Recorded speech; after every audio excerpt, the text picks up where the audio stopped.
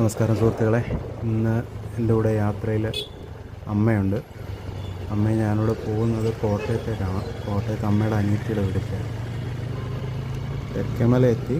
ഇനിയിപ്പം നേരെ തിരുവല്ല. അമ്മയുടെ കയ്യിൽ മറ്റൊരു കവറുണ്ടെന്ന് പറഞ്ഞില്ലേ, അതുകൊണ്ട് എനിക്ക് ബാഗ് അമ്മ എൻ്റെ കയ്യിൽ തന്നു. അപ്പോൾ ഞാനത് ഫ്രണ്ടിൽ വെച്ചുകൊണ്ടാണ് ഓടിക്കുന്നത്. ഓക്കെ,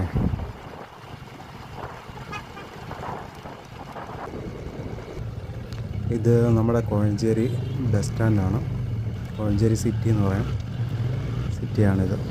ഇത് കോഴഞ്ചേരി പാലം, പഴയ പാലമാണ്. ഇപ്പോൾ പുതിയ പാലത്തിൻ്റെ പണി നടന്നുകൊണ്ടിരിക്കുകയാണ്.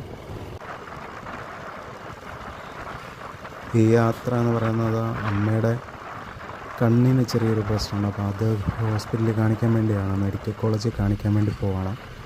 അപ്പോൾ അമ്മയുടെ അനിയത്തിയുടെ വീട് അവിടെ അടുത്തായതുകൊണ്ട് അപ്പോൾ അവർക്ക് സൗകര്യമാണ് എല്ലാ കാര്യത്തിനും. അവിടെ ചെന്ന് ടിക്കറ്റും കാര്യങ്ങളൊക്കെ നേരത്തെ എടുത്തു വെക്കാൻ പറ്റും. ഇവിടെ നിർത്തി അമ്മയുടെ കയ്യിലിരിക്കുന്ന ബാഗ് ഞാനിങ്ങ് മേടിക്കാമെന്ന് വിചാരിച്ചാൽ അമ്മയ്ക്ക് ഇരിക്കാനുള്ള സൗകര്യത്തിന്. സപ്പോർട്ട് ചെയ്താൽ അങ്ങനെ ബലം പിടിക്കേണ്ട കാര്യം. അങ്ങനെ തിരുവല്ലയിലേക്ക് കാല് വെച്ചിരിക്കുകയാണ്. ഇവിടുന്ന് ഇനിയുണ്ട് യാത്ര കുറേ ഉണ്ട്.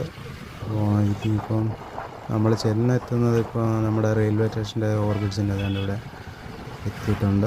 ഇവിടുന്ന് പിന്നെ റൗണ്ട് ബോട്ട് കഴിഞ്ഞിട്ട് അവിടുന്ന് റൈറ്റ് തിരിഞ്ഞ് ബൈപ്പാസ് വഴി നേരെ ചങ്ങനാശ്ശേരി റൂട്ടിലോട്ട് ചെല്ലും. അവിടുന്ന് റൈറ്റ്, അതായത് ഇവിടുന്ന് നേരെ ചെന്ന് 2-3 സിഗ്നൽസ് ഉണ്ടായിരുന്നു അവിടെ. അപ്പോൾ അതെല്ലാം കഴിഞ്ഞിട്ട് ഞാനിപ്പം കവർ ചെയ്ത് വന്നു. ഇവിടുന്ന് റൈറ്റ് തിരിഞ്ഞ ചങ്ങനാശ്ശേരി. പിന്നെ ഇത് ചങ്ങനാശ്ശേരി NSS കോളേജാണ്.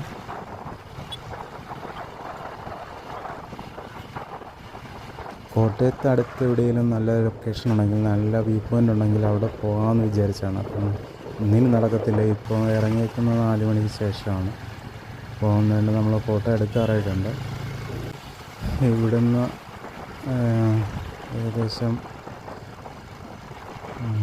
കുറച്ച് ദൂരോടെ ഉള്ളൂ. ഇനി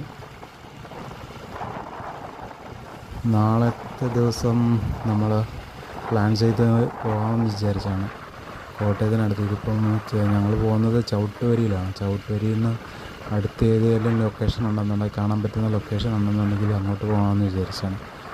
അപ്പോൾ അവനോടൊന്ന് തിരക്കിയിട്ട് അവനറിയാവുന്ന റൂട്ടൊക്കെ ചോദിച്ച് നോക്കാം. ചോദിച്ച് നോക്കിയാൽ അവനറിയാം. അവൻ മിക്കവാറും പോകുന്ന റൂട്ടൊക്കെ